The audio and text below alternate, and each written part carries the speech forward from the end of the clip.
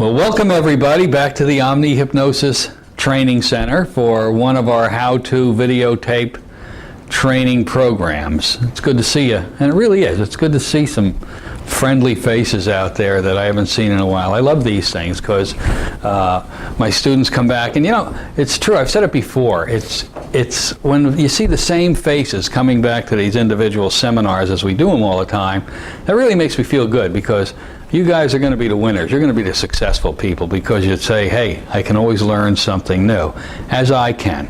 I don't know it all, but I'm willing to share what I do know and what I can help you guys with any time. Today, this morning, we're going to start off with something that I've got more and more involved in over the last several years, and it's just shocking to me, absolutely shocking, and that is sugar addiction. Sugar addiction to me is very personal and very intimate, because I am probably one of the worst sugar addicts on the planet. Nobody can wade into a box of cookies or a box of eclairs better than I can. Now, the problem with this is, if you look at the definition in any dictionary of the word poison, you will find that sugar meets that definition 100%. One definition is very simple. It says it's a substance that causes injury or illness or death of a living organism. Sugar does those things perfectly, beautifully. And what is an addiction? Again, out of the dictionary. The physical and psychological craving for a substance that develops into a dependency and continues even though it's causing the addicted person physical, psychological, and social harm. The disease of addiction is chronic and progressive, and the craving may apply to behavior as well as substance. Now, sugar does all these things. Sugar to me is the most powerful addiction out there. Every American, to one degree or another, is dependent on sugar. Most people are totally addicted to sugar in some form or another. Now, when we deal with sugar with a hypnotized person or a person coming into hypnosis, there's certain things that we have to understand first in order to be able to impart the knowledge to the people that we're working with. We have to understand, number one, something about sugar and how it affects the body, because there's three parts to a successful sugar addiction program. How many of you people, just out of curiosity in here, would classify yourself as addicted to sugar? About 4 people, and the rest of you are probably liars. But that's besides the point. Or at least you're unaware of... how many of you eat a lot of sugar every day? Not many, huh? Okay. We'll see about that. You see, when you eat sugar, not necessarily do you become obese and overweight. You may be skinny as a rail and still be totally addicted to sugar. But the negative characteristics are still working on you. Remember that runner a number of years ago by the name of Jim Fixx. He was a very powerful long-distance runner, skinny as a rail. This guy ran all the time, wrote books about running and jogging. And there he was up in Vermont one day, dropped dead. When they opened him up, they saw his arteries were so clogged and gummed up with plaque that he had no chance. Now, so there's 3 parts to a sugar program. The first one, in many ways, is so critical because it's required prior to having the first part, and that is an education. Your people have to know about sugar, because the second part is the most important part, and it's very similar to a smoking session here, and that is they must have commitment. They have to be more committed to getting off of sugar I'm talking about processed sugar primarily, than anything else they've ever done. Because I'll be honest with you, sugar elimination in many ways is more difficult than eliminating alcohol. Why? There's a cause for alcoholism. We can go back and find the cause. There is no cause for sugar addiction. There's no trauma. There's no loss of self-esteem and self-worth that says, I think I'll go eat sugar. No. No. Sugar is disguised in almost everything we eat. It's put into every processed food that we're stuffing in our stomachs. And it's evil. So, before we can get commitment, we have to get education. Now, how do we educate our clients about sugar? Well, there's several things you can do. One of the things that I found very successful, normally I don't do the individual work anymore, but I've been making some exceptions lately to hone the sugar addiction program. So I've been working with really obese people. And I've had success, and then better success, and then better success as I keep finding out new things and adding new things to them. Now, one of the things I found that was quantumly helpful in achieving the powerful commitment that's needed was a few months ago when I was really upset about my personal life. Now, I don't mean about my personal life. I mean my personal relationship with sugar. I got very upset. And I said to I wrote an article for the Journal of Hypnotism. And I called it The Poisoning of America. Now, maybe some of you have read it. Maybe some of you haven't. Now, I have never got so much feedback off of an article before in my life, and I've written many, many articles over my life. People related to it. So what I've done is I've printed that article out, and when the people watch my pre-talk videotape, they also on the clipboard would have this article. And I'd ask them to read this article after the tape was over. Now, when they got done reading the article, they were pretty well wound up, and we were getting close to commitment. Now, I know some of I just want to go ahead real quick and go over that article for you and read it to you. And you people out there at home, if you want a copy of this article, you can have it with my blessing. Now, the easiest way to get it is go up to the omnihypnosis.com website, go to the articles, there it is, right on the top, print it out, and you can have it also. But let me read this to you, because it's so significant in creating the people's education. Then I'll show you what else I do with them. Without a doubt, weight loss seems to be one of the most difficult problems we face as hypnotists. There is no question that the population in the United States and any other industrialized countries are becoming more obese every year. Unfortunately, in my opinion, the nutritionists and physicians are focusing their efforts in the wrong area. The food pyramid, which has been recommended for so many years, has been nothing but a big fat lie. The reality of why we as a society are getting heavier is obvious and yet ignored. Let me give you a personal example. On July 21st, 1988, during a hypnosis session with a client, I suffered a severe heart attack, which led to coronary bypass surgery. For the purpose of this article, the lifestyle that caused this attack is unimportant. The lifestyle that caused my second heart attack is critically important. Between 1988 and 1995, my physician placed me on a heart smart eating program. He not only instructed me to eat based on the food pyramid, but also to eliminate 95% of my fat intake. Trust me on this one.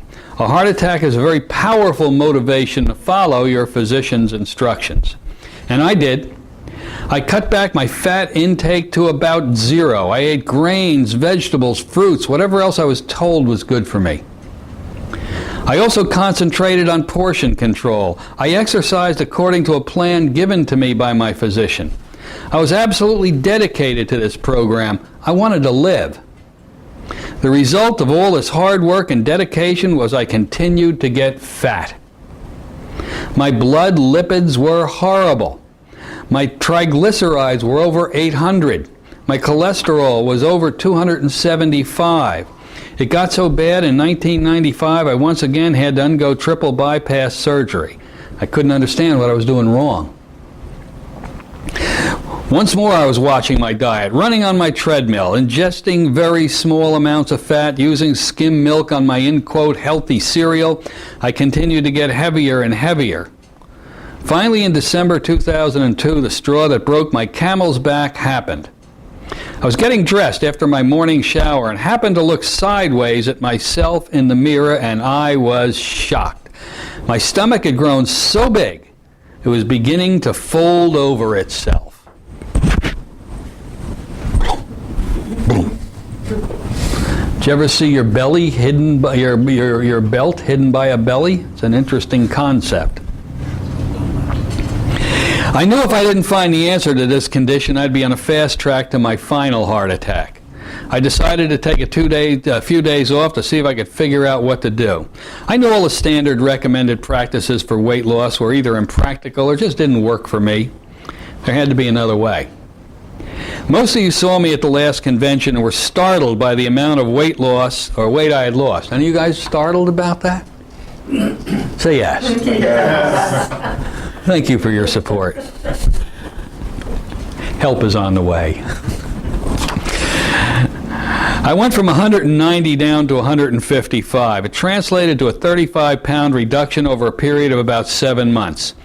I have continued to lose weight and should be at my goal weight of 151 in another 2 or 3 months. I feel great, healthy, alive, and I achieved this without any deprivation.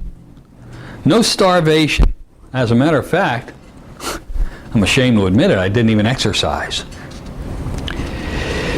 The major downside is I had to go out and buy a new wardrobe. And actually, the new wardrobe is too small, is too big anymore. So, let me tell you how I achieved such wonderful results and how the hypnotist can incorporate this knowledge into their weight control sessions. It became obvious to me that several things had led not only to my overweight condition, but to the growing obesity problem in this country. My research showed me that many, for example, minorities, suffer disproportionate amounts of obesity. I notice the youth of our nation are becoming heavier at more younger ages than ever before. In my opinion, what happened to us? Prior to World War II, families would sit down and eat together for at least 2 or 3 meals a day. Let me just get off this and expound on this a little bit more, because this is important to understand. We're becoming so much fatter because of the lifestyle change that's happened in this country. Now, we're not really here to talk about fat, we're here to talk about sugar, but it's the same enchilada. I remember when I was a young boy, and I was a young boy in the late 40s and early 50s. Typical day. You'd leap out of bed, reluctantly. You get downstairs, Mom would make you breakfast, usually some eggs and bacon or cereal or whatever it was. Maybe technically nowadays not the best meal in the world, and then we got dressed, walked to the school bus stop. Actually, you picked up your buddies if you're a guy, and you ran and you jumped and you swung on telephone poles as you were going down to the bus stop. You do stupid stuff, but you're always in motion. And then you took the bus to school. In school, you did a lot of running and jumping and PE and the whole 9 yards, and it was great. You went to the cafeteria and they fed you. Probably not the best food in the world, but there were always vegetables. There was always something that had vitamins and minerals in it. Then after school, if you were involved in extracurricular activities, you did that. You played baseball, football, whatever. Then you hopped the bus home, and you walked home, you met your buddies, and you went out to play. And I remember my house, there was a golf course right by us, and it was an amazing woods around the golf course, maybe 200 yards wide before you got to the golf course. And we would go running in the woods, climbing trees, having a blast. When TV came out, and I remember before TV, there was no remote control. You actually had to get up and walk over and turn the dial. Can you imagine that? That was frightening. And since there wasn't that many good shows on, we just decided to go out and play more. And so we'd ride our bikes, we'd run and jump. Now, as I got older and discovered the opposite sex, that still didn't stop my running and jumping. Wait, that didn't sound right. My exercise, no, that didn't sound right either. But anyway, if I was dating a girl, that was before I could drive a car, I'd walk the 2 miles to her house. And then what did we do when we got there? We took a walk. And then I'd walk or run the 2 miles home again. We would eat dinner, usually before we did this, and it was usually had a vegetable in it. It was homemade food, it wasn't pre-processed, and it was real food. Young girls today, most of them don't have the slightest idea how to cook. Neither do the guys. It's a whole different world. It's all pre-packaged and nuked. So back then, we had a balanced lifestyle. We had a lot of exercise. We didn't eat a lot of food. Today, compare it to today. And I love to watch people.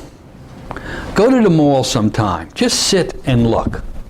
And you will see young people so fat. It's unbelievable. I don't want to hear about heredity. Stop it. Are there people that are overweight because of heredity? Probably. But those people are microscopic. You'll see guys walking around in the mall, for example, who are so fat, and what are they doing? They got a pair of earphones on, they're listening to music or playing a video game as they walk. In one hand, they got a triple-decker Big Mac with cheese and bacon and whatever, and French fries in the other hand. Under their arm, they're balancing a big gulp. And they are fat. And fast food has destroyed our country. It's continuing to destroy our youth. New families, we go to work now, so very difficult to make homemade meals. And so our whole country is becoming fatter and fatter and fatter and fatter and stupider and stupider and stupider. Why are they becoming stupider? I'll tell you why. A unique characteristic of sugar, which is in all these fast foods in the form of processed carbohydrate, one of the unique characteristics of processed carbohydrate is it's like alcohol. It destroys brain cells. So the more of this food we eat, the more brain cells get destroyed, and so we become stupider over a period of time. Maybe that's not a politically correct term, but I've never been known as a politically correct individual. And I thank somebody for that ability, you see. So we are getting fatter, and it's all because of sugar. We're eating sugar by the gazillions. So, moving on here. After the Second World War, everything changed. Commercial food processors developed prepackaged products at a frightening rate of speed. TV dinners, frozen food of all kinds, pies, filled the freezers and in the stores. As the years went by, it became harder and harder to discover anyone who knew how to cook a vitamin-filled meal. Then came the advent of the computer. Anybody here ever heard of a computer? Instead of going out to run, play, and jump after school, our children sit on the couch playing video games, watching TV. We became a nation of fat, lazy, sedate, overeating, sugar-addicted, motionless robots. And then I talk about sugar. Now, there was a doctor by the name of William Coda Martin, who studied sugar in great detail a while back.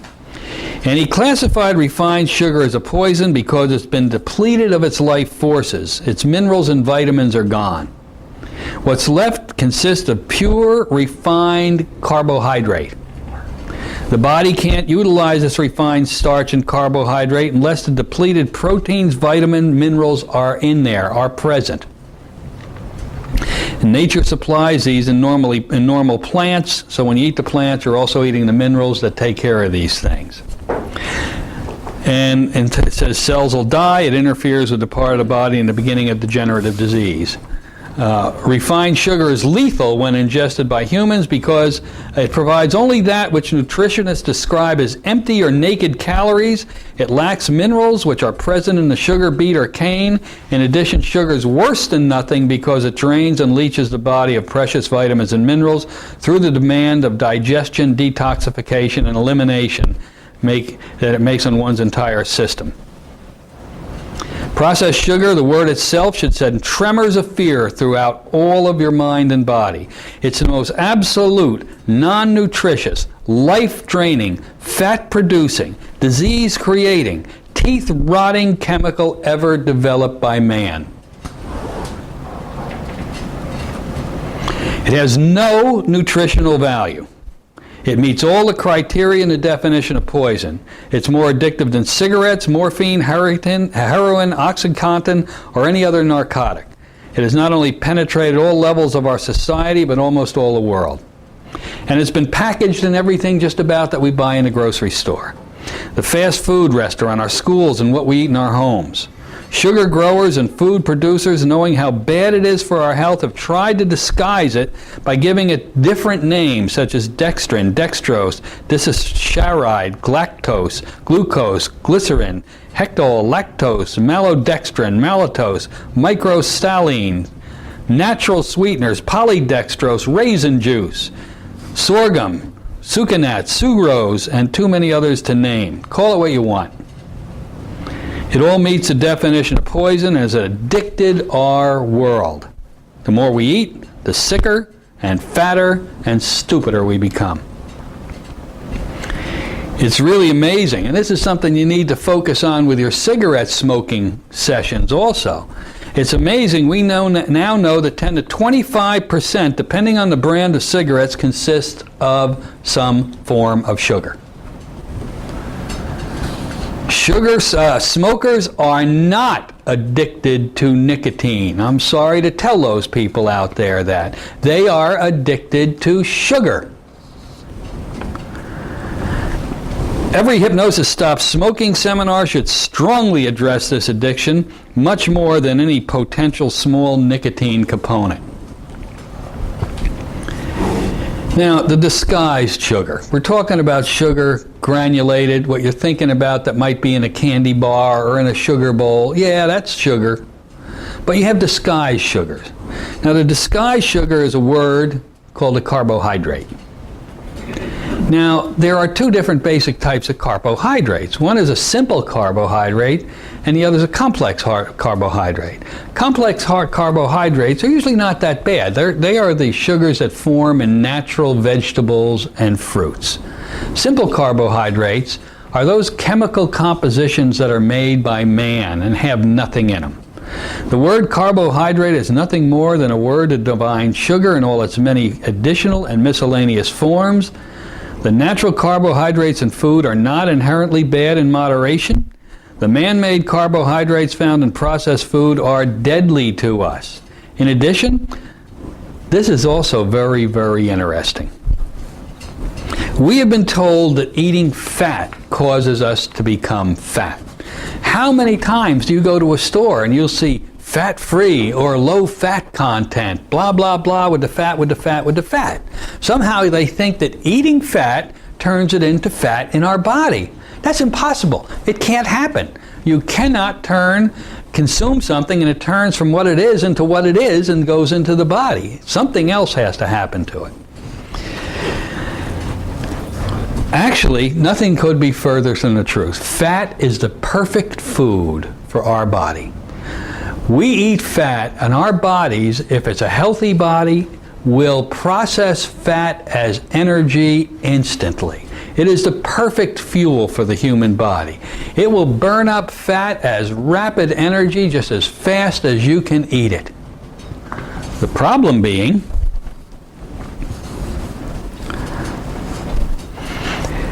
the carbohydrate we take in which is recommended by the physicians, which causes us to become fat and sick, in our bodies, man-made carbohydrates pass quickly through the stomach into the small intestine, turn to sugar, and then that, because we're getting so much of that in there, is processed into fat, and because there's so much of it, it becomes stored in our cells. Yeah, we eat fat, we're going to burn that, but meanwhile the excess stuff that's produced by the sugar is going out in our hips and our belly, into our arteries, clogging our arteries, and killing us. When we ingest pure fat, it's rapidly converted by the stomach into the pure fuel we need to efficiently burn for great health. Hello, testing 1, 2. Physicians and nutritionists need to read the data and studies now available, stop poisoning the people with the deadly food pyramid, get yourself educated, and become the true healers that you need to be. Because man-made and processed carbohydrate foods are relatively cheap, economically disadvantaged people make them a major part of their diet, and these people get heavier, sicker. They eat pasta, bread, potatoes, white rice, etc. Why? They're cheap. So if you don't have a lot of money, if you're on welfare or whatever, what foods are you going to buy? You're going to buy the cheapest foods that you can stretch out over the longest period of time. And that, gang, is called carbohydrate. With all the medical and nutritional data now available, it's possible to understand how the old food pyramid can still be said to be the way to eat by these purported authorities. If as a people we really would desire to become healthy, all we have to do is 3 simple things. 1, eliminate processed sugar from our diet. 2, practice some portion control. Well, that is very easy once you lose your sugar addiction. When I got off of sugar, it takes nothing to fill me up anymore. I can have 7 peanuts and I don't feel like eating anymore. And then 3rd, move our bodies. Just a little. It doesn't have to be a lot. Get off the couch, walk around the breakfast table. That's it. There's no deep, dark secret. It's that simple. I went from 190 to 155. My blood lipids became better than perfect. Cholesterol went from 275 to 105, triglycerides 800 to 110, LDL from 235 to 22. My cardiologist didn't believe it. He took the blood test and framed it and put it on the wall. He never saw one like that. All of these blood changes took only 2 weeks by merely stopping eating sugar. Nothing more. I didn't exercise. I didn't move my body very much. As my appetite diminished, I discovered eating very little caused me to feel stuffed. Yet, here's the hard part now. This is going to be the hard part for your clients. When you eliminate somebody from sugar, it's like alcohol or drugs. There's a detox process that goes on here. So in order to give up sugar, one must eliminate all processed food, pasta, white rice, potatoes, other starches, anything with carbohydrates in it for at least 2 weeks.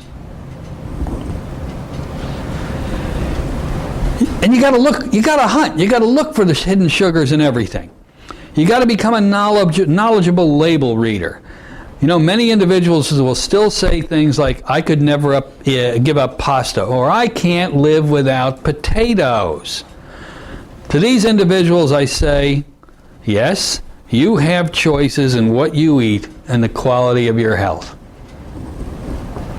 You can choose to eat to live, or you can choose to live to eat. I chose the latter. Like me, you will live or die based on the choice you make. Ask yourself, is a mashed potato with gravy or a bowl of pasta worth a lifetime of injecting yourself with insulin, becoming obese, suffering low self-esteem, or a heart attack? Now let's see how sugar hurts us, what it causes, what it does to us. Diabetes has become one of the major illnesses in our world. Major illness. I was a diabetic. Notice I'm using the past tense. I was teaching a class in Fort Lauderdale a few years ago, and I got so thirsty. I was drinking everything. I got up in the middle of the night. The only thing in the room was a quart of orange juice. I figured, healthy, orange juice, I'll drink it. I woofed that whole quart down. I come home, my mother was still alive. I had to take her for a checkup. I said to the doctor, I said, Andy, while you're checking my mother, why am I so thirsty all the time? He goes, let me give you a finger stick and check your blood. And he did. He said, oh my God. And he ran out of the room and came back with this pill and said, swallow this now. Your blood sugar is at a number, I don't even want to tell you what it is. He says, but you're looking for the big casino and fast. And so I started on anti-diabetes adult onset medication, taking pills all the time. And what would happen, your sugar would go like this. Up and down, you'd eat, you'd be fine, and very rapidly those carbohydrates would kick in, and the next thing you know, you had to take a pill or eat again, or you'd get that after lunch lag where you want to take a nap and all of a sudden you're tired. I almost went into an insulin coma once. But once I got off sugar, my blood is perfect. I don't take anything for it. I'll go ahead and finger stick myself anytime, and I know it's going to be between 95 and 125, depending on whether I ate or not. Perfect. Let your body do what it's meant to do. Obesity. Sugar addicts rapidly become very heavy in life when you eat glucose, which is sugar in great quantities. It can't be processed fast enough by the liver, so it's converted into fat and initially stored in the buttocks. I lost my butt. I used to have a very bubbleless butt, very sexy. And now I have no butt when I got off of sugar. So I have to go out like Frank Sinatra did and buy those butt pads that you put into your pants that give you that rounded butt again, you see. So it's stored in the buttocks, the waist, the stomach area. Then it gets stored, which is always one of my fun places because it's given me so much joy and happiness over the years. It gets stored in the artery walls and causes hardening of the arteries, plaque buildup. Eliminate the sugar and open your arteries. Excessive fatigue. When you eat a lot of sugar, you're tired. You're exhausted. You know that you're eating too much sugar. After a day's work, you go home and you say, I'm exhausted. I just want to sit on the couch and croak. And skinny people can feel that way too. Mental illness. Now here is a real kicker. Mental illness. Back in the late 1800s, Dr. Tinner, who had really been working with sugar, discovered if you remove sugar from the diet of many so-called mental illnesses, they disappear. Also, sugar seems to be the leading cause of schizophrenia. Tinner said, and I preach this to every physician I meet, every psychologist, every psychiatrist, but no one listens to me. But that's besides the point. I have an obligation to say it. He said no one, and he emphasized it, no one should ever undergo any type of psychotherapy without having first a 5-hour blood glucose test. Because if your sugar levels are high, most of the time, getting rid of the sugar stops the schizophrenia, the depression, and so many other mental illnesses. It's amazing how this works. But do we hear it out there? No, not at all. They'd rather drug us. Heart disease, sugar stores itself in the arteries, causes blockages, that leads to death. Interesting thing happened to me, because I haven't been off sugar now for, well, about a year and a half.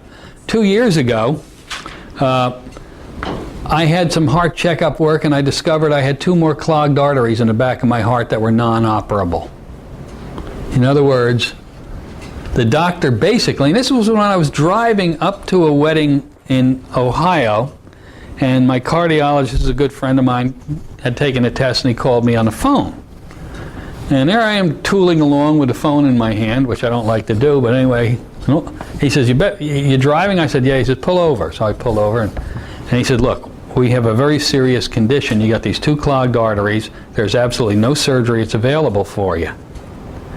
And you know how they don't want to say very much other than that. I said, what does this mean? He goes, well, it's a very serious situation. I said, are you telling me I should get my affairs in order? He goes, well, we don't like to use that terminology anymore. But effectively, yes. That's what you need to think about doing. So obviously this made my trip. I broke down in tears. My wife had to drive, and we were all just a mess. A week and a half ago, I went in for a test. Now remember, back then, I could do no more than 9 minutes on the treadmill at 2.5 miles an hour. That was it. And I was done. Stuck me on the treadmill last week.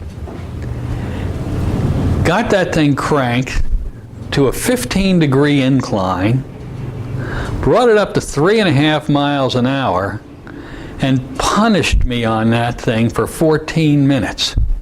I mean, I was humping on that thing like there was no tomorrow. And yeah, I was really getting exhausted, as anybody would, but I didn't have any chest pain. And he was totally amazed. Did some more testing, and it says, looks like those arteries aren't blocked anymore. Cool, huh? Sugar elimination. Finally, without a doubt, sugar is one of the greatest evils in our world. It's destroying our youth, creating unheard obesity and disease.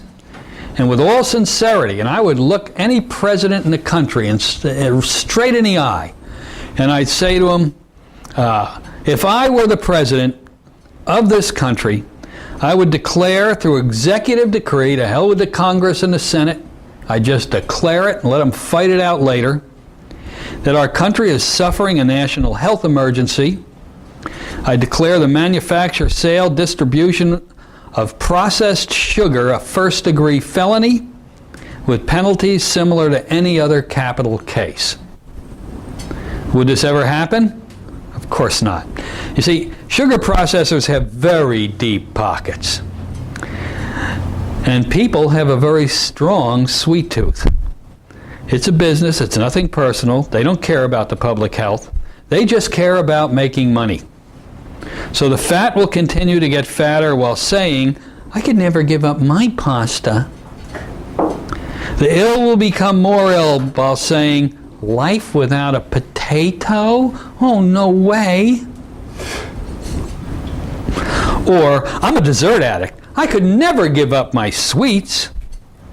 And the rate of heart disease, diabetes, mental illness will continue to grow. All this while the licensed gurus continue to say, don't eat fat.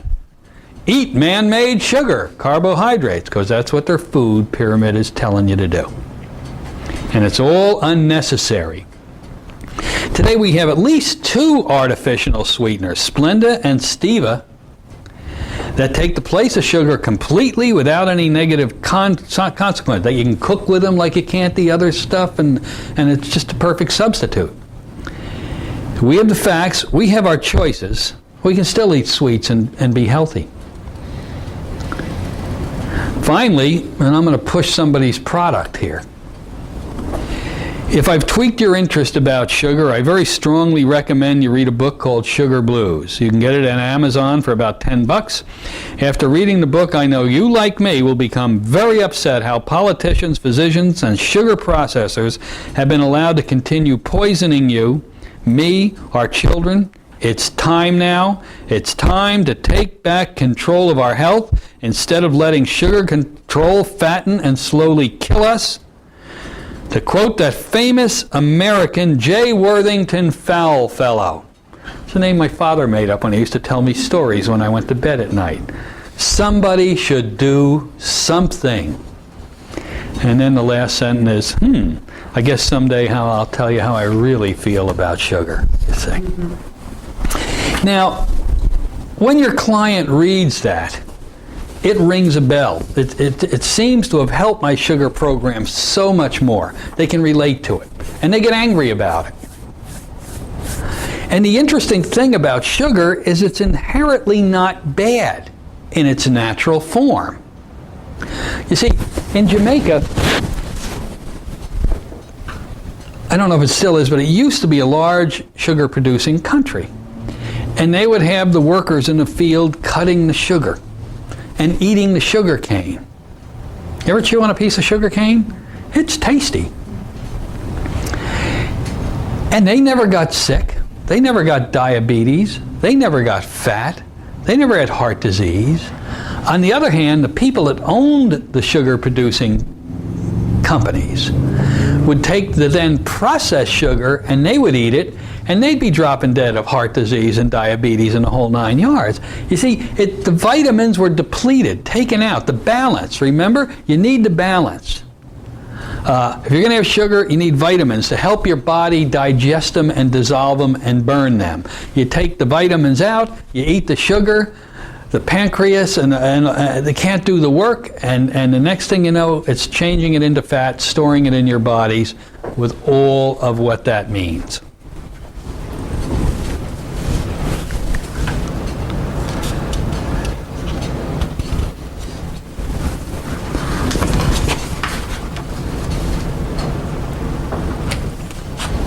You know, I go to my daughter's house, and I get very upset. Dana, I hope you never see this tape. I get very upset. She's a very successful woman in business, extremely successful. Makes a lot of money. Has a little granddaughter, Ashley, 5 years old, today in 1995. What, no, what, 4? Where are we? 95? 94? See, the sugar, it's done it. Anyway, she doesn't cook. She opens a cabinet and here's all these little processed food portion things. And Ashley, what do you want for dinner? And she'll run over and she'll say, give me the spaghetti, or is it a SpaghettiOs, or the ravioli pre-made, just tear the top off and eat it, maybe nuke it or something like that. It's all poison. Open the refrigerator, the freezer, it's all ice cream. You know, and you see, to me, a child, it's not a child's fault. A child will always go for the sweet stuff, won't they? It's the parents' fault. And I think that parents that do this type of thing are practicing a form of child abuse. I hate to say it. I really hate to say that more than anything I've ever said before. But it really is. Because now we know that heart disease starts when? Does anybody know when they're starting to see heart disease in young people anymore? 6 and 7 years old. They're seeing the initial clogging of the arteries starting. So this is a disaster out there for our kids. If nothing else, let's get our kids off of sugar. Eat all the stuff you want, but don't feed it to them, kind of a thing, you see. Some of the problems that come with sugar: hypoglycemia, diabetes, chronic constipation, upset stomachs, intestinal gas. Sugar is a tremendous gas producer. You know, if we could find a car engine that would run on intestinal gas, we could lower the price of gas in this country dramatically. Arthritis, asthma, headaches, osteoporosis, heart disease, obesity, candida infections, chronic that is, tooth decay, inflammatory bowel disease, and mental illness. Mental illness is such a big problem that sugar eliminates, and nobody seems to get it. They don't get it. It's amazing. I'll tell you what I've discovered. You know, one of the big buzzwords out there is ADD and ADHD today. Of course, that problem has been around for many years, but if you'll notice, that problem never really started to become a big problem until probably the late 70s. Then it started to become a really big problem. Geez, I wonder what else was going on in the late 70s. Prepackaged food has finally encompassed all of us, and it's out there. I guarantee you, well, I won't guarantee anything, but I can almost guarantee you that if you detox somebody who has been diagnosed with ADD or ADHD, if you take the sugar out of there, they don't have it anymore. Try it. You people out there who are saying, Jerry, that's impossible. Try it. Watch what happens. You will be totally, totally amazed.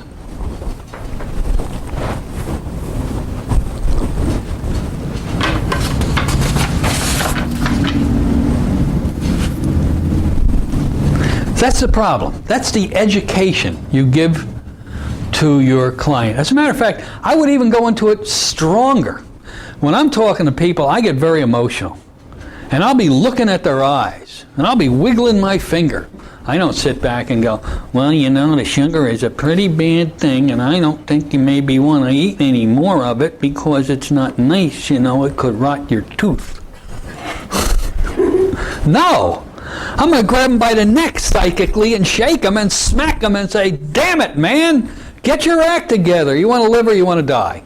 And that's exactly what I say to him. When I'm ready prior to the hypnosis, because I haven't even decided if I'm going to work with them yet, because I don't work with everybody unless I know I have a very good chance of success. And a good chance of success to me is somebody that's totally committed to the change. And if they're not, why waste their time? Why waste your time? I don't want somebody leaving my office saying I tried hypnosis but it didn't work for me. Forget about it. So after I get done educating these people in a very emotive way, I'll say, all right, you understand what sugar can do to you. Maybe what it's already done to you if they've already had a heart attack or if they're obese. I'll say, you realize what is necessary for you to have change is you have to be completely detoxed from sugar and then only eat natural carbohydrates in a proper quantity. Make sure you get your vitamins and your minerals after that. And that processed sugar for you can no longer be part of your world. Let me explain to you what that means, because I don't want to be, and I'm just talking to the client, I don't want to be misunderstood, and I want to make sure I'm communicating this to you exactly the way it has to be. You have to give up pasta. You have to give up desserts. You have to give up rice. If it's white, you're basically not going to eat it. Forget the breads. Now, there are alternatives out there. Thank God there's alternatives out there.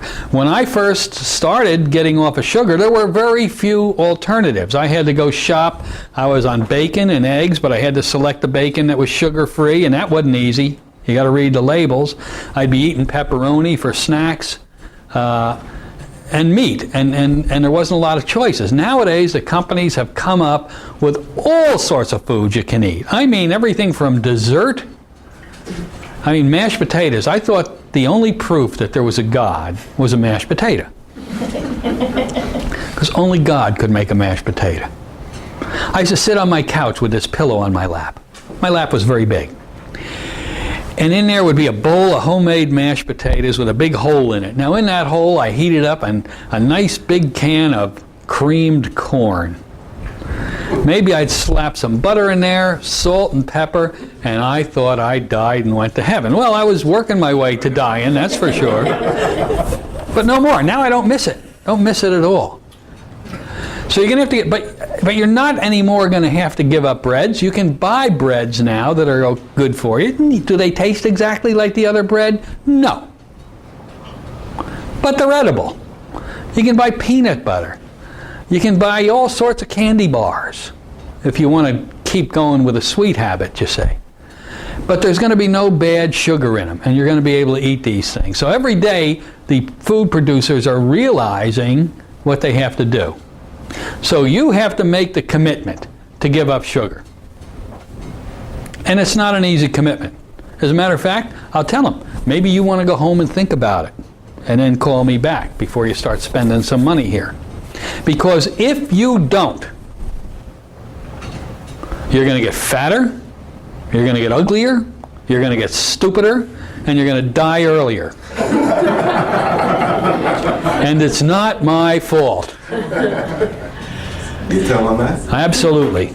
looking right in her eye. And I'll tell them, don't you dare lie to me. Because you can lie to me. I can talk you into saying, yeah, I'm going to do it, but you know you're not going to do it.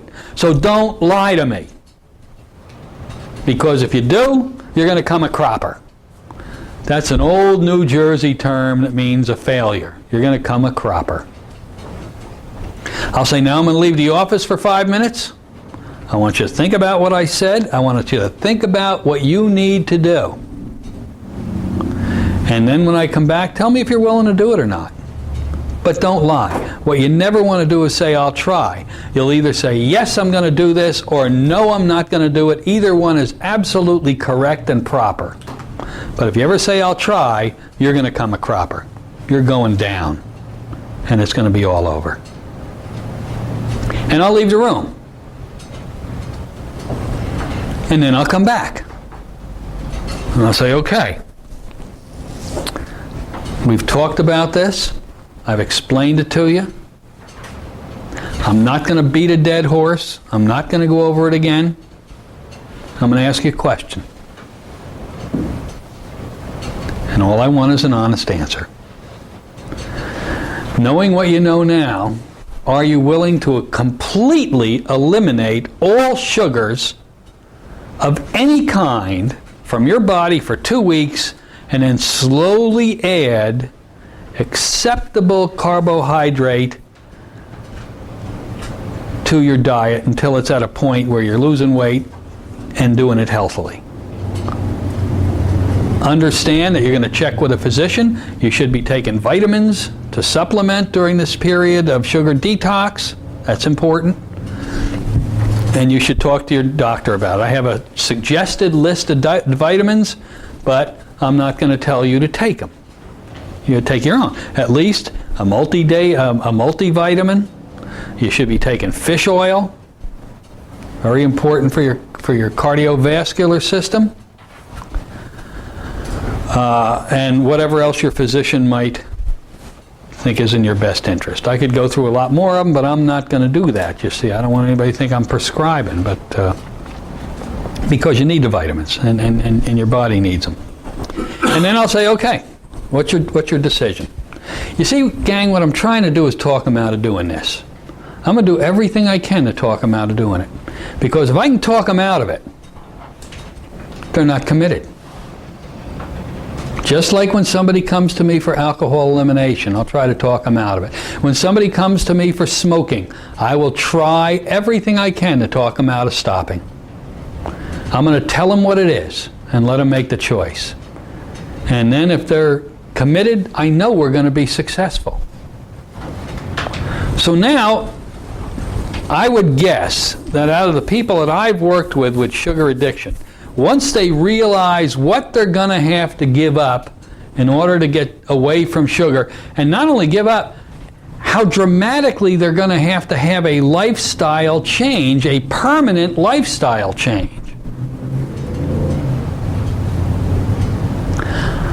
So far, I'd say that 55% of them walk. They don't want to do it. And that's fine. It's like Dr. Phil says, we all have choices. You have yours, I have mine. Now when I say a lifestyle change, you have to understand, I'm not talking a lifestyle change of depriving yourself of very much. I mean, like I say, there's all sorts of options. I had a bowl of cereal this morning. It was so good. Now you think cereal was a carbohydrate. Well, this was an almond flake cereal with almonds in it. It was delicious. I don't know what it was made out of, but it had no carbohydrates or sugar. See, if I read labels and see what's in it, then I won't eat it.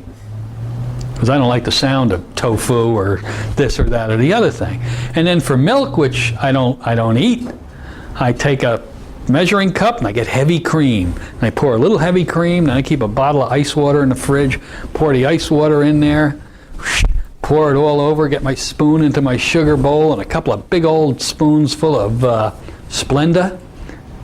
And boy, you just eat that and it tastes so good. And I'm not deprived. So it's not a depriving lifestyle. It's a lifestyle that requires change in your eating habits and developing a liking of some new flavors while you're eliminating old flavors. Doesn't mean they're bad flavors. Many of them are very, very delicious, you see. Then you got a winner. Now for the 45% of the people that say, yes, I am going to do this, you got a very good chance of then achieving the change that you want. So now we get into the change methodology. How do we change hypnotically? How do we get the programming in there that's required? Well,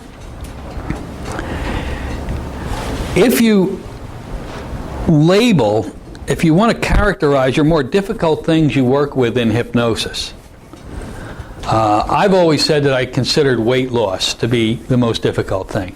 Not anymore, because I used to work with the old concepts of weight loss. Now weight loss is pretty simple because it's just eliminating sugar consumption, and that takes care of almost everything. Then add a little direct suggestion around it and you're off and running. Of course, unless it's if it's a really bad stuff and there's some cause, you got to go get that. But sugar addiction is difficult, and it's one of the most difficult things you're going to work on until you get the commitment. Now, if you get real commitment, then it becomes very easy to work on. That's why you want to spend such an enormous time with education and developing commitment to doing what needs to be done. Now, once that happens, then you're dealing with a 2 or possibly 3 session program, depending on how you want to set it up.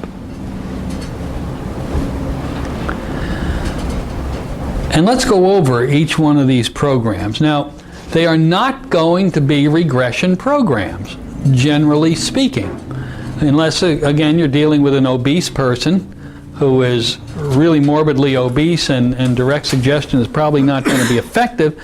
Then you're going to have to do regression, you're going to have to find the cause, you may have to do some abreactive therapy, etc., and then roll into the sugar portion of it after that's completed. But generally, it seems that direct suggestion is going to suffice in the majority of the cases. So how are we going to do it? You may want to make it 4 sessions. You can make it 3 or 4 sessions. Sometimes it might be in your best interest that in the first session they do a pre-talk. Now, of course, as you all know, my pre-talk is on video. It takes about a half an hour to watch the pre-talk. Well, I don't have to do anything. I'm working with somebody else or whatever. And then by the time they read that letter, it's going to be another 10 or 12 or 15 minutes or something like that for them to absorb that. And then when I come in, what am I going to do? I'm going to overview the points of that letter in order to develop rapport and to get the commitment. And the reality of it is, you may be an hour and a half into doing this. And so you may want to turn this into kind of a waking hypnotic program for preparation for the actual beginning of the program, which would start in the next session. That could be a very good way to handle this. Now, if I was going to do that, at the end of that session, I'd use it as I also, in that, if I was going to do that, after I got the commitment, I'd say, all right, let's do a little testing to see how well you're going to do. And I'd do a element induction. Keep it down to 4 minutes or less. Get them into somnambulism. Bring them out. Do it again. Then explain to them that this is how hypnosis feels, blah, blah, blah. When you come back in, you're going to be able to go into this state even more beautiful. And that could be a very effective first session for you, you see. And while they're in hypnosis, you can program them for, not to eliminate sugar, but you can program them for powerful mental expectation of success in the next session. Now, in our next session, you have this tremendous readiness for change that's developing within you now. You realize, words to this effect, that poison has been destroying you. It's been causing you severe problems in your life, physical, mental, emotional. Just everything about it has been working to shorten your life. But now you understand, and you've made a powerful decision. to eliminate this poison from your body. And in our next session, we're going to work together, and you are going to be so successful. You're going to get healthier, stronger, more powerful, and smarter. You know, like that. And work that kind of in there, and then pop them out and send them home. And when they come in the next time, they're going to be raring to go. So now,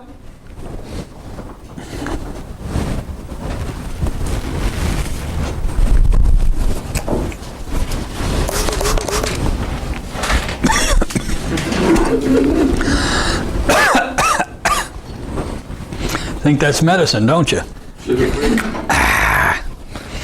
Well, I ate extremely hot soup last night by accident and poured it down my throat, and it just burned the back of my throat a whole bunch. So you'll notice I'm not doing my usual yelling and screaming here today.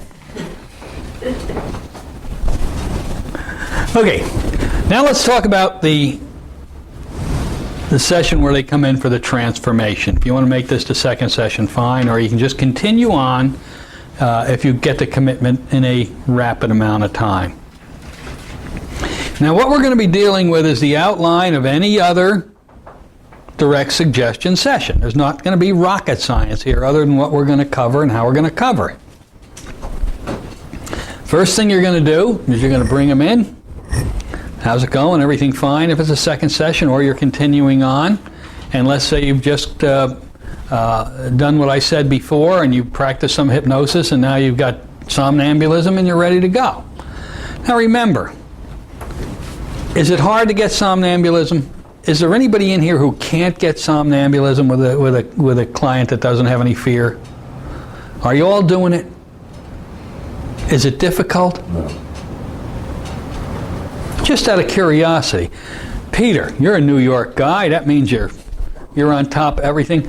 What induction do you use the first time when you're working with a client, generally? Hand drop. A hand drop. And how long does that normally take you? Without the deepening, 20 seconds. 20 seconds. And When I deepen. And deepen takes how long? I double deepen. It takes me 5, 6 minutes, 10 minutes maybe. Okay, so 10 minutes after you start, you're going to work. That's long. That's really long. All right. All right. How about you? Usually the element The with element. a bunch of deepening, and then all those tests, the eye lock and the arm catalepsy, or Okay. the number block, and like. You're really making sure you got it. How much time are you putting into this phase? Sometimes that goes up to 15 minutes. 15 minutes. Okay. The test. How about you? Usually go with like a hand to face. Hand to face. And how long does it take you? The whole thing, 6 minutes. 6 minutes. Anybody doing progressive relaxation in here? I hope we got that laugh on tape, because, you know, those days are over, or they should be over. Anyway, so, okay, you get the person into hypnosis, and it's going to take anywhere from 30 seconds maybe to 4 or 5 minutes to do the induction, and if you want to do deepening after that, sure. And testing after that, that's fine. But the induction itself doesn't take very long to get them in. So now we have somnambulism. Let's take the worst case scenario on planet Earth, and you've got a nice person in deep somnambulism in 15 minutes. All right. That's long, but that's okay. What you want to do is, after you get your somnambulism, I recommend, is when we're talking about deepening, say if you do an element induction in 4 minutes. Now, if you're doing an element induction in longer than 4 minutes, you're causing yourself problems. So don't do that. But when we talk about deepening, my recommendation to you in deepening is, for the purposes of sugar elimination, I want these people in Cleveland. Now, you know that's a couple of levels below coma. But actually, I will use the coma way to deepen, where you have them imagine they're on an escalator, if it's safe for them, and they go down 3 more levels, and they have to double the relaxation at each level, blah, blah, blah. And I will see if I can work them into the coma state. Now, usually they won't go into the coma state. But if they do, you just bring them up to somnambulism. You know, come up 1 more level where you're able to talk to me, or I'll program you so you can never do this again. So I am going to have them just a hair above the coma state. I want to get them right down there, and that doesn't take long. That doesn't take long at all. Now I've got them at that level of trance. Then I simply say this to them, and it seems to be very important. I say, as we were talking, your conscious mind told me that it has a powerful desire to eliminate sugar from your diet. I want to ask that inner mind the same question. Let the conscious mind remain passive. I want to ask that emotional, organic computer, are you willing to give up this regular injection of flavor, of sweetness that you've had for so many years? Now, an interesting thing happens here. Most of the time, if you've done your job right up to this point, they say yes. But sometimes they'll say no. Now what are you going to do? Who are you going to call? Well, the first instinct you'll have is you just want to hurt them. That's a normal human response. You know, smack them, have a bat next to the chair, or whatever it takes. Unfortunately, the ethics of our profession don't allow us to do this. So at that point I say to them, you do understand that by saying no, that you're assigning your life to one of disease, of illness, of obesity, pain and suffering, and a shortness of life. You understand that, don't you? And they'll say yes. And I'll say, knowing that, are you still unwilling to give up the sugar? And sometimes they'll say yes. Well, you don't have any other choice then, do you? What are you going to do? You're sending them home. Nothing you can do for them. Don't waste your time. Now, that's not going to happen often if you've got to this point, but it will happen occasionally.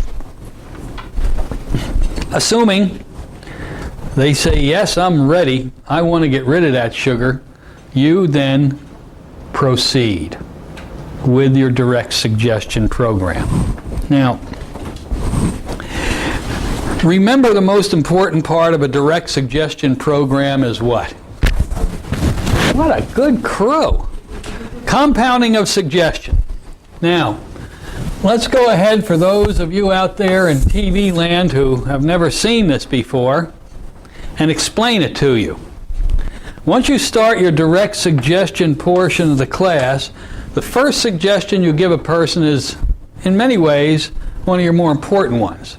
And the first suggestion is always the same, irrespective of what they're coming into your office for, and that's what you want to have them do throughout the entire session, which generally is go deeper. So you'll say, as I continue to talk to you, notice how every breath you exhale and the sound of my voice can help and guide you to become much deeper relaxed. Then you start with the second suggestion. Now, the second suggestion is really going to be the key suggestion. The one that seems to work for sugar addicts really well is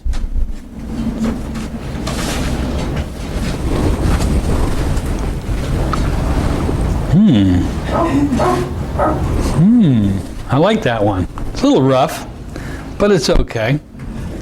Sugar is poison, and I reject all sugar. Sugar is poison, and I reject all sugar. Or you can say I reject all poisons. It doesn't matter. Sugar is poison, and I reject all poison. Now, that's light, but it does make the first one stronger. Then you repeat it again. You'll say, we're now going to use a direct drive technique to saturate every part of your mind, body, and spirit with the absolute total knowledge that sugar is poison, and I reject sugar in all its forms. So I'm going to say the sentence. I want you to say it with me. I want you to shout it out with me. I want you to scream it out with me. Silently in your mind. Here we go. Sugar is poison. I reject all sugar. Again. Sugar is poison. I reject all sugar. Again. Again. Again, how many times? 15 times minimum. Now remember, each time you say it, it first makes the first one stronger, then it makes the second one stronger. Then it's all the way up. It always goes back to the first one, and then makes the other one stronger as you go along. Any good math people here who know these things like, what do you call it, to the power of stuff? Anybody here know how to do that? Looks like gazillion to me. Huh? Looks like gazillion. Well, if you're doing the same suggestion 15 times, compounding each one with the same suggestion, in other words, you're not using different suggestions, it's probably, I had one math person in here saying, it has the power of over several thousand times. So that's pretty impressive to me. And you shout it out with them. You'll say, scream it out. Sugar is poison, I reject all poison. Shout it out silently. And they'll get excited, and they'll get powerfully excited. Now, there is one problem with this technique. What is it, Judy? Judy, what is it? Well, I know somebody, Elizabeth, you know what it is. That the hypnotist might get bored with it. And therefore they won't do it. They just... You've got to be involved with them emotionally. Well, the reality of it is, as you're saying this to your client, to you, it sounds stupid. You think the client is laughing at you. You think that they're going, yeah, what a jerk. But they're really becoming more and more and more involved in this thing at all times, you see. But you sound stupider and stupider to yourself, so you start cutting it back, until finally its effectiveness is dissolved. How can you? How can you say it 15 times without stopping? Having the same emotional power and energy. How could you possibly do this? Put it on a tape loop. Huh? Put it on a tape loop. Say it into the mic. Put it on a tape loop. What a wonderful idea. Why didn't I think of that? Put it on a tape. Sure. So you say to a person, and you get an endless loop tape at Radio Shack, just goes around forever. I got one, I think it was 30 seconds long. I figured out how long I could record it on there, and I did. So I'd say to the person, now we're going to use a direct drive technique to saturate your mind and body with the absolute knowledge, sugar's poison, and you reject all poison. So I'm going to say a suggestion. I want you to shout it out with me. I want you to scream it out with me, silently in your mind. Now this works much better if I leave the room. So I'll start it, and then I'll leave the room for a few minutes. And then when I'm gone, I want you to scream it out silently. Here we go. So with your own voice, you'll start, sugar is poison, and I reject all poison. And you'll have your finger crooked like this over the play button on the tape. Sugar is well, you can maybe make it straight if you want to, and move the arm. Sugar is poison, I reject all poison. And then you hit the play button, and your voice comes on saying the same thing, and you leave the room. Now, for those of you who are doing this, you've probably learned the lesson by now. You do not go far away, because they become very excited over this. They are screaming it out silently.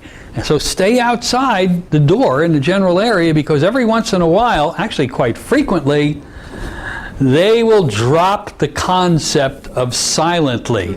And all of a sudden you'll hear, sugar is poison! I reject sugar! And you go, whoa, and you go, yeah, all right. And they're into it. They're excited about it, you see. And you let them scream and scream. And if you're out of the office for 2 or 3 minutes, can you imagine how many times they've done that? Some people say, well, I think I'll stay out for an hour. Don't. It'll get crazy in there, you know. So then you walk in and they're like wound up. Sugar's poison. I hate the goddamn stuff, or whatever it is. They're screaming by that time. They start ad-libbing many times. And then you lean over and you put the stop button on the tape recorder. All of a sudden, dead silence. And they'll be there going, they're all wound, you see. And you lean over and very quietly whisper into their ear, and it's true. Sugar is poison, and you reject all sugar. You choose life and health. Now rest and go deeper. And down they go, you see. Very excited over this. They are probably non-sugar eaters at this point. But you don't want to take the chance. You want to cover every possible base. So the next thing you do in the first session, there's a couple of different patterns that will be handed out to you, and you folks at home, you'll have them in your tape. The first one, and it's called the elephant story, which is just a little analogy about how an elephant gets programmed and then how we get programmed to eat sugar. And it's a very cute little pattern. Now what you want to do with this particular pattern is read it to them. Now normally we say compound pattern, and that's absolutely correct. But you really don't have to compound this one because we've got another one that you're going to compound. So you can go through this. It's kind of a light pattern, and general suggestions. It's not a very long pattern at all, and it's just kind of working them into it. But you want to read it with feeling. You never want to be a mechanistic pattern reader. You know, and I've told you in class how to read pattern. And it's very important that you do that. And you read pattern the way you're talking to your best friend when you were going through puberty, when they got dumped or something like that, and you're talking to them, trying to talk them out of killing themselves or whatever it may be, you see. Did you ever do that? You never did? Oh, I did. When I was a kid and this girl, a young guy and this girl dumped me in grammar school, I told everybody I was going to take poison. And I had a bottle of cough medicine. Oh, come on. I can't be the only nut in here. You other guys have done something like that. You've done it, haven't you? Something weird? No? You never did anything weird? Like that. No. I'm shocked. I must be a total wacko and didn't know it. Oh well, what are you going to do? Anyway, you'll read them this pattern. It's a very nice pattern. It gives them a chance to take a break and rest, and yet you're getting some great sugar suggestions in here. So this is an important one to start the ball off with. Let me give you these.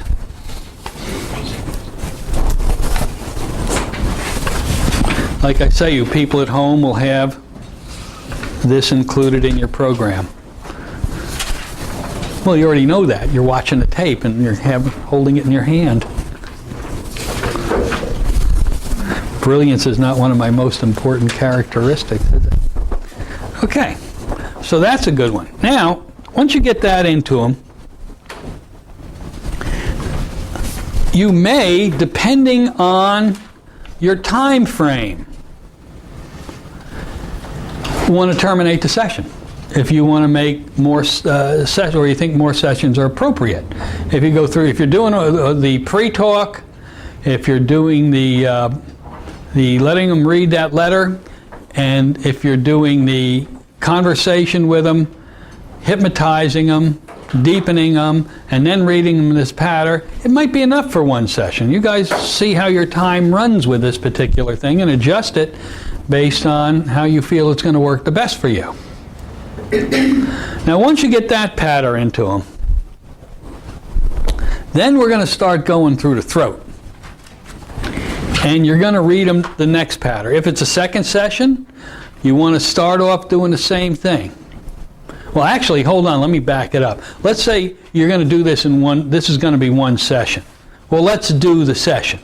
You've done your compounding, you've done your reading of your pattern. Now, what's the next part of a good direct suggestion session? Anybody remember? It's called the summation. And imagine yourself, if you will, in front of as an attorney in front of a jury, a very powerful case, and you're going to do your summation to the jury. And I highly recommend, not only for this type of a program, but for any direct suggestion hypnosis program, or hypnosis in general, for you to be the very best you can be is to take an acting class. Matter of fact, we have a student of mine who's coming to my next class next month in Fort Lauderdale, who is going to spend about 20 minutes talking to the class about how him taking an acting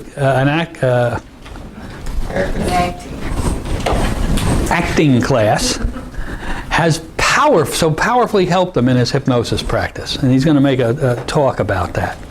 And I'm going to tape that so we can have that available. That'll be a giveaway thing. Anyway, your summation should simply be one person really talking to another person. I mean, talking to them really strong. And to know how to talk is important. Again, you don't want to be mechanistic. You want to learn the power of pausing for effect. So you say to them, Dave, you've done great here so far, and I'm very excited that you've chosen this path of better health. But you know, and I'll take my glasses off because it just makes me feel more sincere, even though they can't see it if their eyes are shut. Still feels good to me, you see. I'll say, you know, I've got to be honest with you.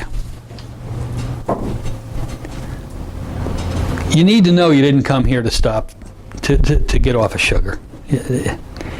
You really didn't. You see, that's your conscious perception of why you came here. Or, for example, weight loss, they may be coming in for weight loss. Well, it's the same thing. You're going to have to get them off the sugar. The reason you came here today is because you made a decision, and frankly, it's a final decision. There's going to be no exceptions to the rule. And that decision you made for yourself and for your health and for your life and for your family was not to get off of sugar, but was simply to take back control of a part of your life that's been out of control. Dave, nobody has the right to control you. Not your mother, your father, your wife. Well, in his case, there may be an exception to that rule, but what the heck. But nobody has the right to control you. That right was given to you by God or whatever your belief system, and nobody else. And you have allowed the sugar producers of this country to steal your life, your energy, suck the vitamins out of your body, leave you empty of energy, clog your arteries, cause diabetes, poison you in every way. And you're not going to allow that anymore. You're taking back control. Never again are you going to allow those people to control you in any way. You're in charge. You're going to stay there. And just blither like this for a little while. And get excited. Stand up. Run around. Rah, rah, rah, rah, rah, and raise Kein, because that's what a direct suggestion session is for. You got to have fun in a direct suggestion session. And do your job. Look, what percentage of your sessions are direct suggestion? Probably minuscule, 15, 20% tops. So why not have fun with them? Because you're going to be in the grimy, emotional bucket in the other ones. Hearing, woe is me, nobody loves me, everybody hates me, might as well go eat a worm, you know, all that stuff. You all right, Peter? I'm just enjoying your choice. So you get emotional. And you finish your summation. Then what are you going to do? You're going to emerge them, aren't you? So what are you going to do when you emerge them? Your summation was compounding everything that you've said before, and now you're going to compound more an emerging technique. We all know how to do this. You all doing this? All right, now in a moment I'm going to count to 3. At the count of 3, your eyes are open. You're going to become fully alert. And when they open, they're going to open into a new world of a clean, healthy, detox body. All the poisons are going to be expelled. You're going to feel great. You're going to be moving the sugar out of your body with every breath you exhale. Every breath you're going to grow healthier, stronger in every way. Here we go. 1. Now take a deep breath and exhale and just feel that toxic sugar residue flowing out with your breath as you know you're back in charge. 2. You realize now the taste of sugar is a seductress, an evil seductress that cannot affect or disturb you in any way anymore, ever. On the next count, your eyes are going to open, you're going to become fully alert, and when they open, it's going to be a whole new world. I'm in charge, I'm excited, sugar's poison, I hate it, I don't want it, I don't need it. and whatever else you want to say. All right, get ready. Now open those eyes. Now, is it over? It's not? Do you mean there's more? Yeah. We have Ginsu knives? And wait, but there's more. But there is more. When a person emerges from hypnosis for up to 90 seconds, they're still in a super high state of hypersuggestibility, aren't they? Are we going to miss the opportunity? Tough crowd. No, of course not. So we're going to do what we characterize as the post-hypnotic interview, or better known as in-your-face hypnosis. As soon as they open their eyes, you're not leaning back, stroking your Freudian beard, going, well, that was interesting. No, of course not. You're going to lean over. You're going to get right in front of them. Their eyes open up, you go right there and you say, look at me right here. Now their eyes lock right on the bridge of your nose. They're back in waking hypnosis. Now you realize sugar to you is a thing of the past. You reject that poison. You reject the evil it's done to your body. And you just ramble on for a few minutes, and then you say, no longer is sugar going to be part of your life, is it? No. Of course not. And now, you've done your direct suggestion session, and you've done it well. So that might be enough for the first session. You see, I've done several of them just that way before moving on to the other transformational patterns. Now, you may want to add that you're going to find between now and our next session, you'd want to do this during the summation. Between now and our next session, you're going to find that your desire for sweetness has just dissolved. And you're going to be fine without having any need for the taste of sweetness between now and our next session. It's going to be easy. Now, that doesn't mean, if you're going to, see, when you deal with sugar addiction, weight loss, alcoholism, drug addiction, it means your next session is very, very soon. In other words, I don't want to say to him, and I'll see you in 2 weeks. No. Or I'll see you in a week. No. If this was an afternoon session, I'll say I'm scheduling you an appointment for 10 o'clock in the morning, or no later than tomorrow afternoon. Because that's a superficial suggestion. And that superficial suggestion is not powerful enough to last more than a superficial time. And I want to get them back in as fast as I can. Okay. Any questions on your first session? You tell them before, I want to see you 3 days in a row? No. A lot of people say, well, I have a 3-session program. If they come in and they say, well, if they ask how long it takes, then I'll say to them, well, I don't know. Some people, it could take up to 3. Some people, it'll take up to 5 sessions. It'll never be 5 for me, but it could be 3 or 4.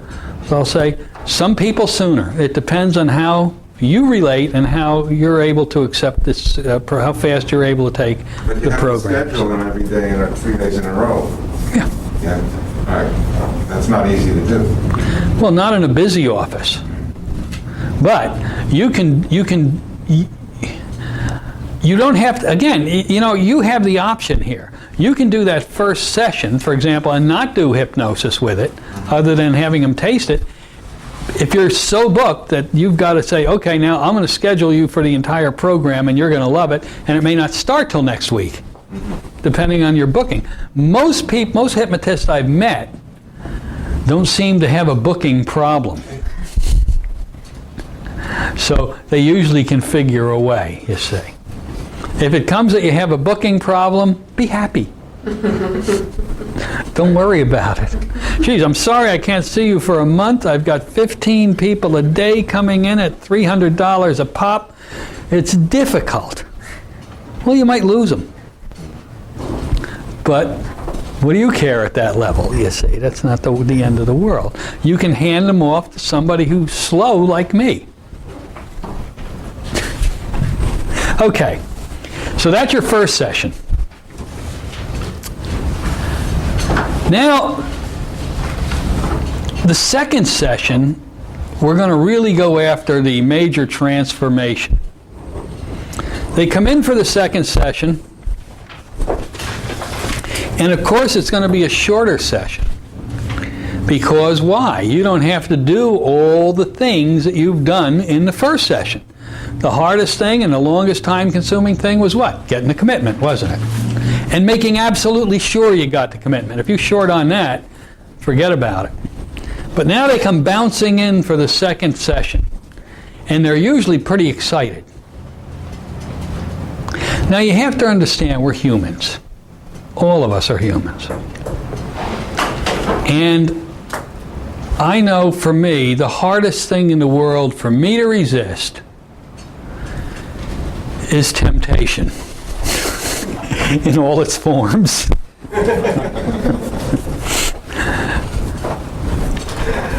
I've lost a lot of weight, and I maintain the weight loss. I look good, don't I? Aren't I a hunk? Yeah. Absolutely. I'm a babo magnet with wrinkles, but that's besides the point. Now, but I have to admit that every once, I have to go to the VA, which is over in Daytona Beach. They fill my prescriptions cheap and all this stuff, and I get a checkup for free and get free, a lot of free stuff over there. The problem with going to the VA in Daytona is it goes right past the Krispy Kreme donut store. Now, I own Krispy Kreme. Most of you don't know that. Oh, no, I do. This is not a joke. I own Krispy Kreme. I've made certain investments in life, and that was one I didn't make, but my daughter did. She bought me one share of Krispy Kreme, framed. I have it on my den wall, so whenever I walk in, I say, I own this place. I'm doing a check of your donuts to make sure they meet our high standard. Of course, they'll throw me out. But anyway, every once in a while, it might be every 2 months, the hot sign goes on, something happens, my car ends up in the parking lot. I sit in the booth, I say, just keep them coming until I throw up. And I'll go into some kind of a sugar shock or something. But you know what? If you do that once every 2 months, it's not going to hurt you. You get right back off of it again and you get on the ball. So don't expect perfection, and people will occasionally have a dalliance. Did you ever have a dalliance in life? Yes. You dallianced on occasion? I have. See? But I know. You never dallied, did you? No. Beth is a non-dalliancer. On the other hand, I don't even want to go there. She just looks like she's always up to something. Okay. Now the second session they come in, they're going to be successful during that time that they haven't seen you, in that in-between time. Of course, it's going to be probably less than 24 hours, but it's going to be a victory. And you know, little victories add up in life and everything you do. So now they'll come in and you'll say, how did it go? You know, wow, this is very exciting. You know, last night I normally eat a half a gallon of ice cream, and I just didn't have any desire at all last night. It was terrific. I got up and I took a walk, and it was really interesting how I just didn't seem to. And you're going to hear this. If you do that first session the way I showed you, this is what you will hear. You'll say, great. Are you excited about continuing? And they're going to be very excited about continuing. Now, comes an interesting time for you. You could be doing this in your first session, but usually you're too involved doing other things to get involved with this. Now what you want to do is sit them down in your chair, pull up a chair next to them, and start having a bit of a talk. Now we could jump right into hypnosis, but I found if it's more better if we have a talk. So I'll sit down next to them, take several nice blinks to lubricate my eyes, and then I'll start talking to them about how proud I am of their success. And I'll start talking about how successful they're going to be as we continue today and by the end of their session today. But what am I doing as I'm talking to them? waking hypnosis? I'm hypnotizing them, aren't I? How am I doing that? The old eyeball technique, aren't I? And if you really want to make your sessions powerful, hypnotize them while you're talking to them. Very easy to do. All you have to do is learn how to keep your eyes open without blinking for 60 seconds. You practice that. We'll be going over that in much more detail a little bit later on in our Waking Hypnosis seminar. But what happens is when you then stare at a person's eyes as you're talking to them without blinking, we don't live in a society that enjoys that very much. We get all nervous and jerky very quick. And so they get nervous and jerky very quick. And then they'll look away because they can't take it anymore. And as soon as they look away, you blink your eyes and be right there when they come back. Oh no, he's still there. What am I going to do now? And they may do that a couple of more times until finally you'll see the hypnosis come in where you'll have the hypnotic sigh. And they'll just stare at you with glazed eyes. Now they're in trance. Now you can really start hammering them. Try using this on a car dealer. It works great. And you just start talking to them then. You know, I'm very proud of the success that you've had since our last visit. And you are going to discover that by the time our session is over today, sugar to you, processed sugar, is a thing of the past. Any desire you may have had, any need, it'll be completely dissipated and gone. You're going to find you have an interest in eating those foods that contribute to great health. Foods full of vitamins and the good stuff you need. I don't have to tell you what they are. And you're going to be able to eat in proper proportion, so no weight's going to come on. You're just going to feel super in every way. Meanwhile, you're just staring at them like crazy and just driving them home, you see. So that by the time you're ready for the formal hypnosis portion of it, they're already in Cleveland. They're down. They are gone. The problem is they don't know it. They just think they're kind of listening to you passively. So again, now you have a choice to make. What do you do now? You already got the person probably in really deep hypnosis, because as you're talking to them, that's also deepening built into it. So what's your choices? Well, your choice is to continue either as a waking hypnosis session or as as I just close your eyes and lean over and grab with the two fingers here. Just close your eyes and let yourself relax even more as I continue to talk, and just go into your normal phase of your session right there, you see. That works great. Or emerge them, send them to the bathroom, say, okay, let's take a break for a minute. You got to go to John. Why don't you go to John before we start? Send them to the can, bring them back, use your regular induction technique to get them into trance. Then you will go ahead and read and compound the pattern, the second pattern. Now, you got to compound pattern, except for that first one. Now, how do you compound pattern? Remember how we taught you in class. Every paragraph, written in English anyway, embedded in the paragraph someplace is the key sentence that tells you everything about that paragraph. Pull that one out, put it on a separate paper. Now when you read the pattern, when you're done, you get that separate paper and you read each sentence, crossing off every third one. Go back and read it again, cross off every third one, until there are no more to read. Now you've compounded your pattern. Then you go into your summation like you did on the first one. You do your compounding on emerging like you did on the first one, standard direct suggestion session, and then your post-hypnotic interview after their eyes are open. No rocket science. The only difference in that second one is it's to your benefit to go ahead and use that simple waking hypnosis method while you're talking to them to really get things cooking before you even do the session. But if you don't do that, it's still going to work great as long as you're compounding your pattern.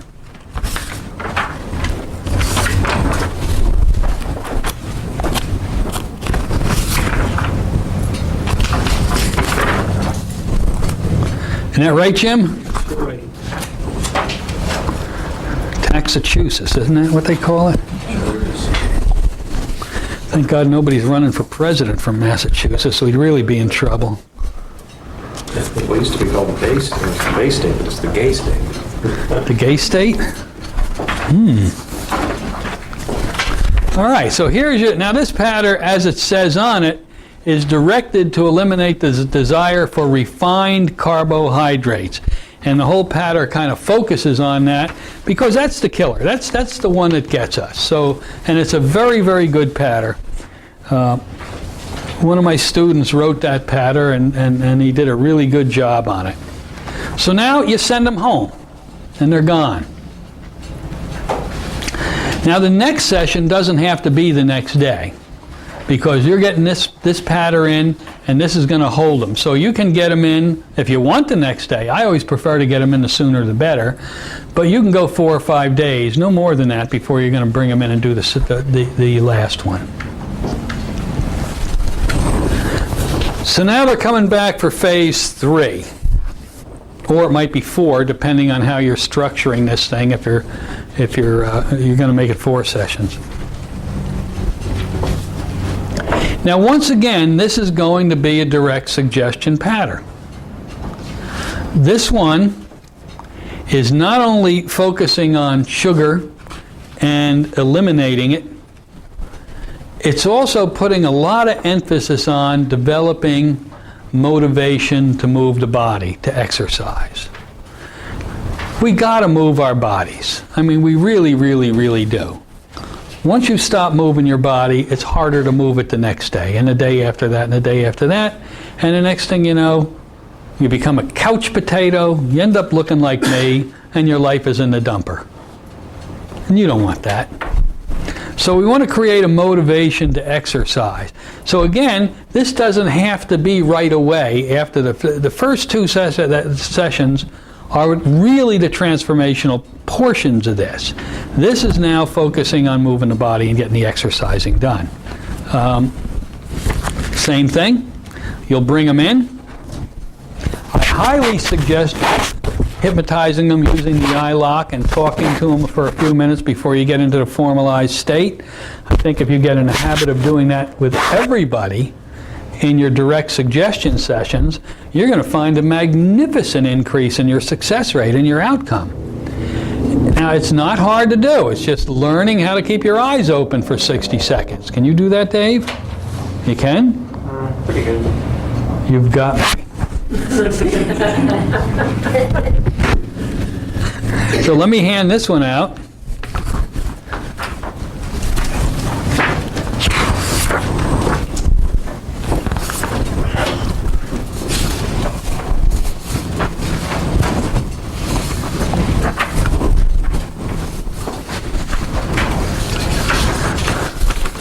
Jeannie, how come you always look so happy? Whenever I look at you, you're like beaming all the time.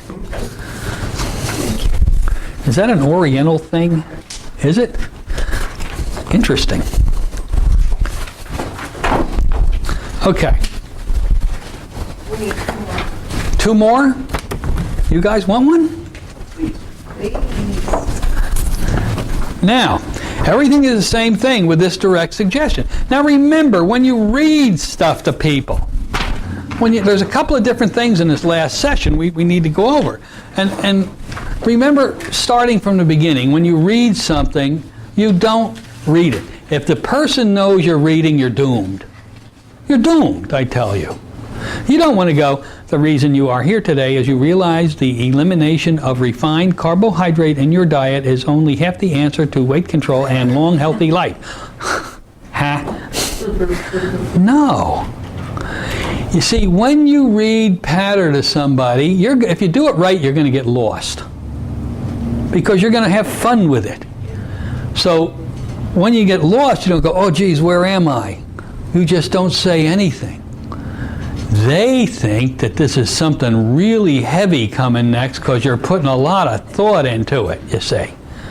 Or you just don't know where you are. So when you read it, it should go, now the reason you're here is you realize the elimination of refined carbohydrate in your diet Barbara, you know it's only half the battle. Let's not kid ourselves. Ad-lib a little bit here. If all you did was eliminate sugar and junk food, where the hell am I here? Oh, there I am. You would feel and look tremendously better. But if you stopped at that, come on, you'd be cheating yourself. You know that. So you see, that's how you read. You get lost, don't worry about it. You can get back to it. You know, a lot of my students, it's impossible for them to sit in a chair when they're reading pattern. Just do you sit in a chair? You get up and move. No, you walk all around. You go, rada, bing, bada, boom, bada, bam, bing, bing, blah, blah, blah, blah, blah, blah, blah, blah. And you get excited about it, you see. That's how you should be reading pattern. You see? So then it's emotionally going into them. And they feel very strong. Because what part of the mind are you talking to when somebody's deeply hypnotized? The emotional feeling level mind responds best to emotional feeling level suggestions. Okay, so now you get this pattern into them. Now you're going to get into your final summation. Now, one of my students, a gal down in Fort Lauderdale, has modified this a little bit. And I haven't tried this yet, but she says it really works great and that I ought to consider it. I'm going to give it a go. What she will do is after she reads the pattern, she'll deepen the person out a little bit, and then she'll say, now, as I count from 1 to 5, when I reach the count of 5, it's going to be 5 years into the future. And you're going to tell me how your life has changed because of your eliminating sugar from your diet. You'll tell me about maybe how your job's changed or your relationships have changed or whatever it may be. And it's going to be very interesting. So just let yourself relax. Don't think about it. It'll be there. Here we go. 1, moving forward. 2, further and further. 3, almost there now. 4, 5, and then she likes to boink people, which she learned from some weird hypnotist. 5, boink. Where are you now? Daytime, nighttime, inside, outside, alone, or somebody with you? Give me a report. What's going on in your life now? And the people start telling you how their life is different. Wow, I'm down to 130 pounds. I look terrific. I feel great. I run about 2 miles in the afternoon after work 3 or 4 times a week. I feel super. Really? Yeah, all my wrinkles went away and I look 5 years younger than I did before. Oh, really? Yeah. And my husband really seems to enjoy me more, and we do things together, and they'll just ramble on about how wonderful their life is, and well, what do you think about that old sweet flavor that used to poison you? What relationship do you have with it now? And they'll pretty much tell you none, or it's ludicrous, and how bad they feel about other people that are still on it. So you might want to try that. I haven't done that one yet. I have been doing my normal, what I call a quantum summation, which is basically summing up everything we did in the previous sessions, you see, and emphasizing the taking charge again and that complete charge. But if I do this again, I'm going to go ahead and incorporate that progression technique because it seems to do really well for her, and I'm very excited about that. So you learn from your students, which is very important also. Then, when she finished this progression situation, then she would do her summation. And her summation was modified according to how the progression went. And she'd do her ending summation, which summed up, when you came in here, look at the control sugar had over you. When you came in here, you couldn't resist it. It had awesome power over every aspect of your life. When you came in here, depending on the circumstances, you were a diabetic. Look at you now, you're not even on medication. You'll mold this to what actually has happened with that individual, you see. When you came in here, you were 212 pounds. And now, look how the weight's coming off. Now, the other thing you may want to do also is see these people again 6 months later to see how they're doing. And look at how your life has changed and how different you've become, you see. So you do your final summation. Compound again how sugar is harmful, how sugar is deadly, how sugar destroys muscle mass, and all these other things. And become educated, even more than I have here about sugar. I highly recommend most of you are on anybody here not on the computer?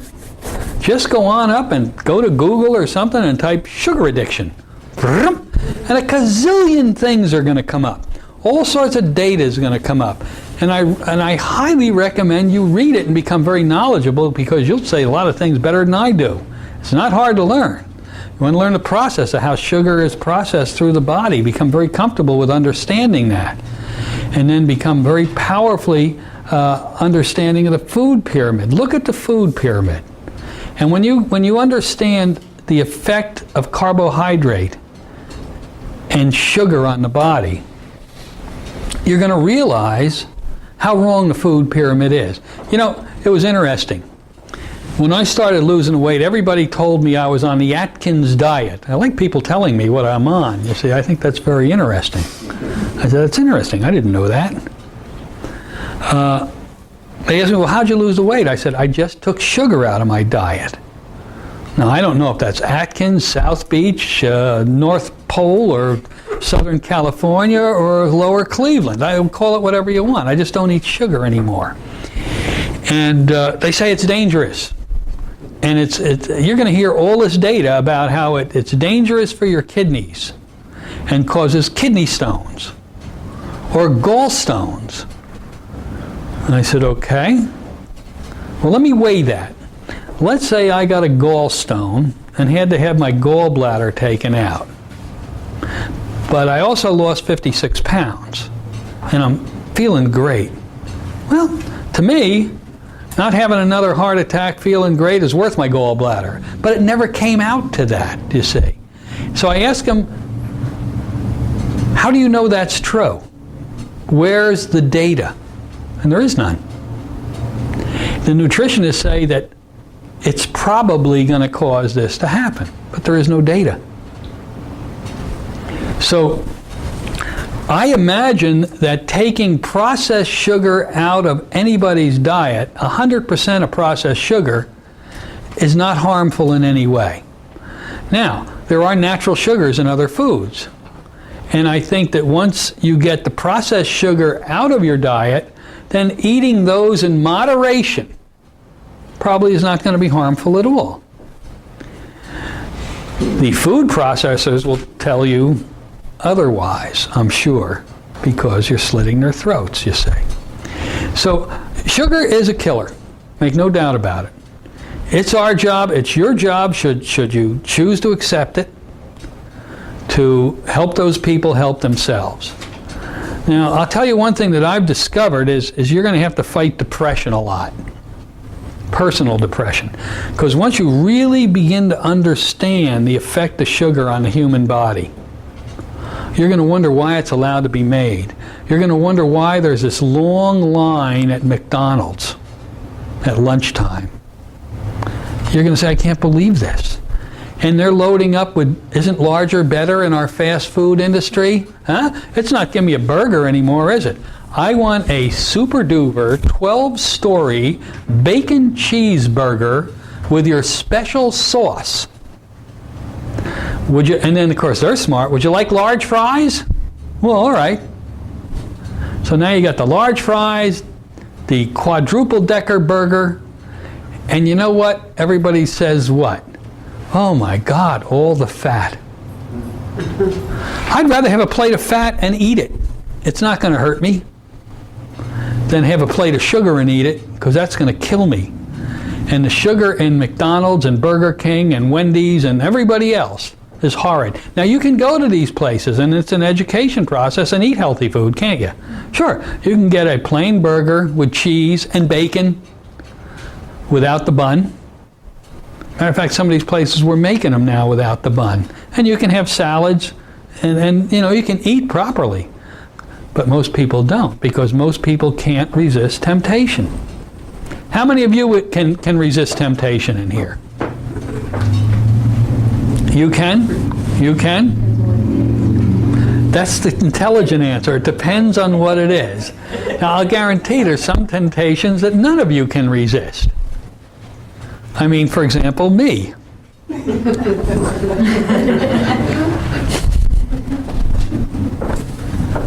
Okay. There's your sugar program. It's not rocket science. The most important part of it is that first session. You even want to do it better than I do. This is a new kind of a concept we're going after. I've given you what I know that has worked and is working better with what that girl in Fort Lauderdale told me with the progression. There's another thing in the bucket. Now you guys go on out there, but I will tell you this. The key is going to be in the first part of the first session. If you're good at getting the commitment, then the rest should be fairly easy for you. If you start prior to getting the commitment to rush it through, you're going to come a cropper. Make no doubt about it. Questions? How good is cutting down sugar? How good is cutting down sugar? You want to cut down sugar. A little less every week. No, I mean just reducing it. Reducing it. By keeping sugar in your diet. That's like a little bit pregnant. That's a little bit of poison. Is a little bit of poison good for you? No. And the problem with lowering, he says, how about cutting down on sugar? You know, just eating less of it than you used to. Well, it's going to take you a little longer to die. It's going to take a little longer before you get that diabetes, you see. You're giving me waking hypnotic suggestions. You're so mean. It's going to take a little longer before your pain and suffering becomes unacceptable. And that's what it boils down to, gang. And that's why we spend so much time in the first part of the first session, is because nobody will change anything until they've had enough pain and suffering. Until that point, we're all whiners. Oh, I should stop smoking. I should lose weight. I know I should. I think maybe I'll start on Monday, maybe Tuesday. Monday I have to go out to the show. And so we whine and whine and whine. But once you've had enough pain and suffering, you're going to make the commitment. And how do you get enough pain and suffering? Isn't that the question? Because you have to reach the readiness for change, and that's pain and suffering. And for some people, it takes a heart attack. For other people, it might take a good talking to. That's what we're hoping here. All right. Any other questions? Yes, in the relationship to alcohol, how it is sugar, people, you know, would they have to give that up? I mean, that's going to be a question. I could think of many people that would debate that. So just... You don't want to give up your booze, do you, Mike? No. Yeah, I know.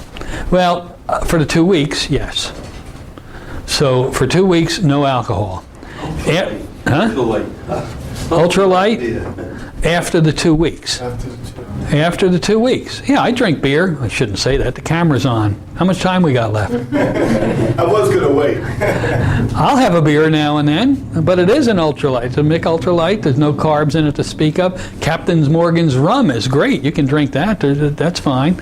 But the other stuff is going to turn to sugar. You got to cut it down. You can have a little after 2 weeks, but you're not going to go out and get schnockered every night. All right, let's end this for now. And I want you to go out there and do it, and I want you to tell me what you've discovered, what you've added to the program, how you've changed it, because it's tremendous the work you can do with this, and I can't think of any other one thing that can help people in more ways than getting sugar out of their bodies. In every way, in smoking, in weight loss, in general health, in self-confidence. I mean, it is the biggest key to success. So go do it. I want to hear back from you. I'm excited. And thanks for coming today. I've enjoyed having you here. Have a good one.